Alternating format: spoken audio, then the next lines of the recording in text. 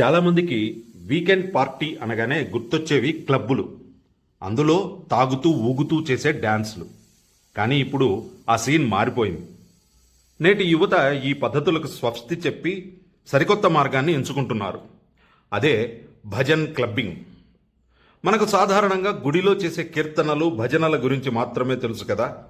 అవే భజనలు కీర్తనలను గుళ్లల్లో కాకుండా నైట్ క్లబ్బుల్లో చేస్తే దాన్నే భజన్ క్లబ్బింగ్ అంటున్నారు. ప్రధాని మోదీ సైతం ఈ మార్పును గమనించి నేటి యువతపై ప్రశంసల వర్షాన్ని కురిపించారు. ఒత్తిడిని ఆందోళనను అధిగమించేందుకు భజనలను అలవాటు చేసుకుంటున్న కుర్రతరం ట్రెండ్కు తగ్గట్టుగా వాటిని నైట్ క్లబ్బుల్లో ఆస్వాదిస్తోంది. మామూలు క్లబ్బుల్లో మాదిరిగానే ఇక్కడ కూడా డీజేలు ఉంటారు. రకరకాల లైట్స్ అన్నీ ఉంటాయి. కానీ అక్కడ వినిపించేవి సినిమా పాటలు కాదు. హనుమాన్ చాలీసా, అచ్యుతం కేశవం, హరే కృష్ణ హరే రామ వంటి భక్తి గీతాలను సరికొత్త రాగాలతో ఆధునిక వాద్య పరికరాలతో వాయిస్తారు, ఆలపిస్తారు. ఇక్కడ యువత నేల మీద కూర్చుని ధ్యానం చేస్తారు లేదా లేచి ఆనందంగా నాట్యం చేస్తారు. ముఖ్యంగా ఇందులో లిక్కర్, ధూమపానం వంటి వాటిని పూర్తిగా నిషేధం. కేవలం శాకాహార భోజనమే ఉంటుంది. ముఖ్యంగా ఈ క్లబ్కు సాంప్రదాయ దుస్తులు మాత్రమే వేసుకుని వెళ్ళాలి. క్రమశిక్షణ చాలా ముఖ్యం. పేరుకు చూడటానికి అది క్లబ్, కానీ అంతా ఆధ్యాత్మిక వాతావరణమే కనిపిస్తుంది. కరోనా మహమ్మారి తర్వాత యువత మానసిక స్థితిలో పెను మార్పులు వచ్చాయి.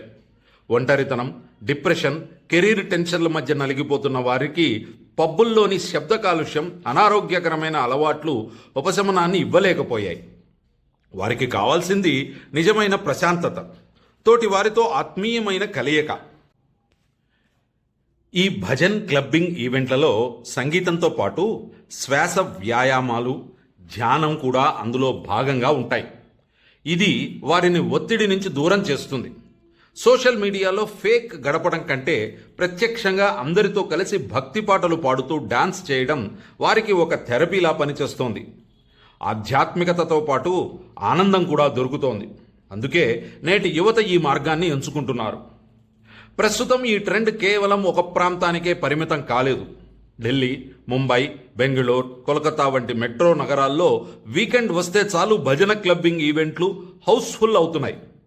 టిక్కెట్లు దొరకని పరిస్థితి నెలకొంది. ఆశ్చర్యకరమైన విషయం ఏమిటంటే ఈ ట్రెండ్ అమెరికాకు కూడా పాకింది. అక్కడ స్థిరపడిన భారతీయ యువతతో పాటు విదేశీయులు కూడా ఈ కొత్త రకం ఆధ్యాత్మికతను ఆస్వాదిస్తున్నారు. కేవలం మతపరమైన అంశంగా కాకుండా ఒక లైఫ్ స్టైల్ మార్పుగా ఇది ప్రపంచవ్యాప్తంగా విస్తరిస్తోంది. యువత తమ మూలాలను మరచిపోకుండా వాటిని తమదైన శైలిలో మార్చుకుని ఆచరించటం గొప్ప విషయం. Thank you.